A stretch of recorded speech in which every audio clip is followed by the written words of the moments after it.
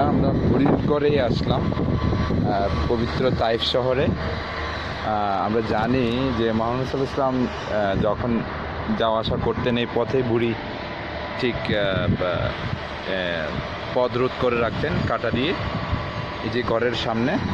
আর এখানে হচ্ছে যে বুড়ি জিনিসপত্র রাখতেন এই ঘরে। এই যে এটা একটা রুম, এবং এই যে রুমটা, এরপরে জিনিসপত্র এটাতেও রাখতো, এই যে জানালা হিসেবে ব্যবহার করতো বুড়ি। এগুলো অক্ষত অবস্থায় এখনও সৌদি প্রশাসন রেখে দিয়েছে দর্শনার্থীদের সুবিধার্থে। আর ঠিক এই জায়গায় বুড়ির কাঠা দিয়ে রাখতো মুহাম্মদ সাল্লাল্লাহু আলাইহি ওয়াসাল্লাম যখন যাওয়া আসা করতেন।